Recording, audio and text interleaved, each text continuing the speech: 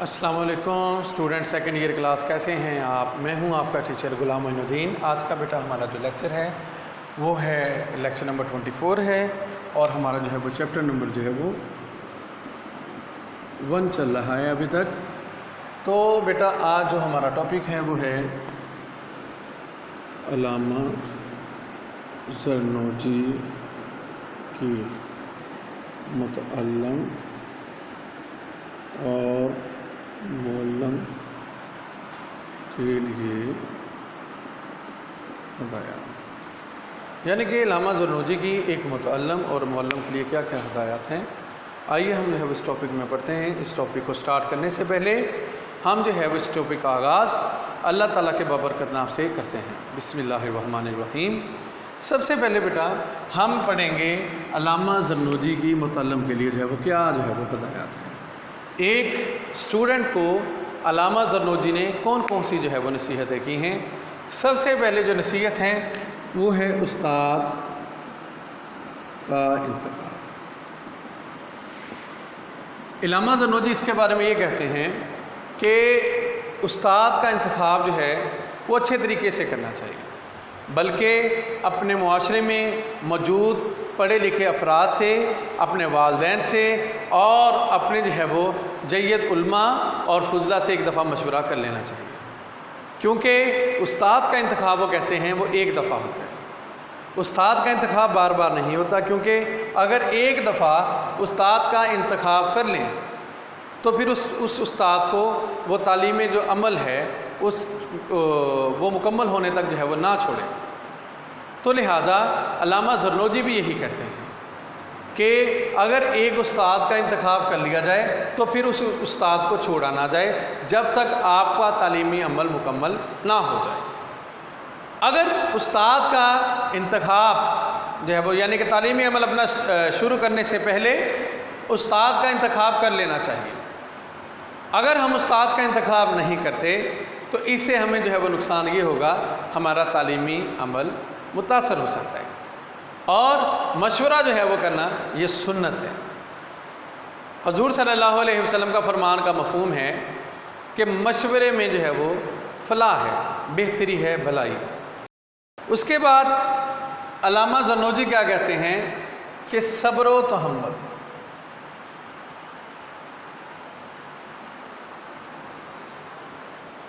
اب علامہ زرنوجی ایک متعلم کے لیے یہ بھی نصیحت بیان کرتے ہیں کہ تعلیم کو صبر و تحمل سے جو ہے وہ حاصل کیا جائے، تعلیمی عمل میں جلد بازی نہ کی جائے، بلکہ وہ ایک مثال دیتے ہیں ایک ٹہنی کی کہ اگر ایک ٹہنی کو سیدھی کرنا تو اس کے ہلکی آنچ پر جو ہے وہ سیدھی کیا جاتا ہے۔ تو اس طرح وہ کہتے ہیں کہ صبر و تحمل سے جو ہے وہ ایک طالب علم تعلیم جو ہے وہ عمل کو سر انجام دے، اور یہ بھی کہتے ہیں تعلیمی عمل میں جو ہے وہ غربت کو آڑے نہ آنے دیا جائے۔ اگر تعلیمی عمل میں آپ کو محنت مزدوری بھی کرنی پڑتی ہے پھر وہ محنت مزدوری بھی کی جائے، کیونکہ جو آپ نے تعلیمی عمل شروع کیا ہوا ہے اس سے اگر آپ غربت کو یا کسی کام کو اگر آڑے آنے دیتے ہیں تو اس سے آپ کے عمل کا جو ہے وہ نقصان ہوگا، بلکہ آپ کو بجائے کے فائدہ ہونے کے آپ کو نقصان ہوگا۔ پھر اس کے بعد شریک درس ساتھی۔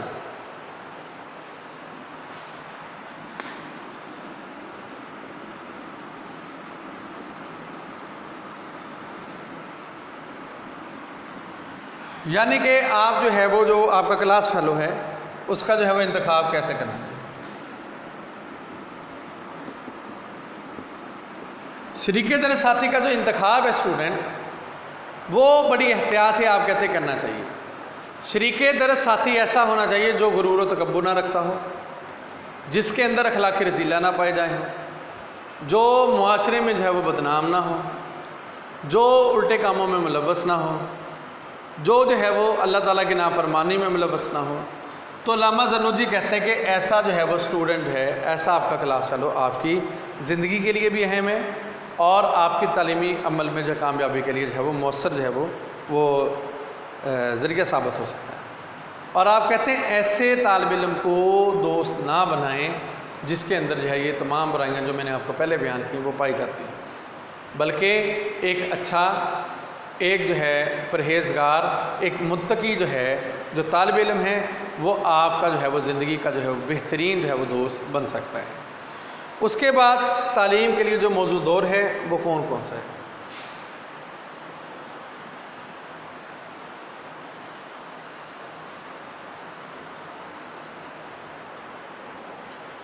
اور تعلیم کے لیے جو ہے وہ موضوع دور جو ہے وہ ہے بلوغت کا، نو بلوغت کا، کیونکہ علامہ زرنوجی ایک حدیث بیان کرتے ہیں کہ علم جو ہے وہ مہد سے لے کر لحد تک حاصل کرو، یہ حضور صلی اللہ علیہ وسلم کا فرمان علی شان۔ تو اس حدیث کو جو ہے وہ ایک نقطہ بنا کر پیش کرتے ہیں کہ جو سنہری ایک طالب علم کا دور ہے وہ نو بلوغت کا دور ہے، یعنی کہ اس کے بچپن سے جو ہے وہ تعلیمی عمل جو ہے وہ شروع جو ہے وہ کر دینا چاہیے۔ پھر آپ جو ہے آگے بڑھتے ہیں مطالعے کے لیے۔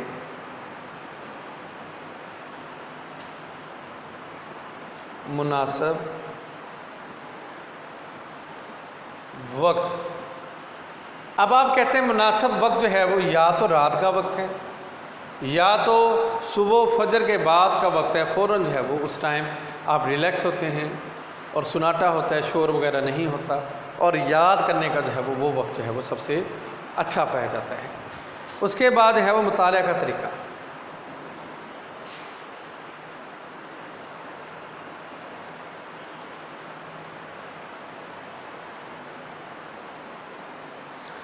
علامہ زرنوجی جو ہے وہ یہ کہتے ہیں کہ حفظ کی بجائے آپ جو ہے وہ مطالعہ کو یعنی کہ سمجھیں، یعنی کہ جو سبق پڑھ رہے ہیں اس کے بارے میں آپ فہم جو ہے وہ حاصل کریں، اور ان کے خیال میں جس چیز کو سمجھ کر جو ہے وہ کیا جائے وہ اچھی طرح جو ہے وہ ذہن نشین ہو جاتی ہے، اور جس چیز کو فہم کے ذریعے جو ہے وہ پڑھا جائے، جاننے کے بعد پڑھا جائے، وہ جو ہے وہ رٹے سے جو ہے وہ بہت زیادہ بہتر ہوتی ہے۔ تو لہٰذا سوچ سمجھ کر حفظ کی ضرورت سے وہ انکار نہیں کرتے تھے، بلکہ جو سوچ سمجھ کر فہم انداز میں جو ہے وہ علم حاصل کر لینا، وہ جو ہے وہ انسان کو کبھی جو ہے وہ علم نہیں بھولتا۔ اور ان کے خیال میں طالب علم کے کل سبق کو وہ بار بار 5 مرتبہ دہرائے، اس سے ایک روز قبل کو جو ہے وہ سبق کو 4 دفعہ دہرائے، تاکہ وہ جو ہے سبق کو اچھی طرح یاد بھی ہو جائے اور اس کو جو ہے وہ اچھی طرح سمجھ میں بھی آ جائے۔ اس کے بعد مطالعے میں اعتدال، مطالعہ میں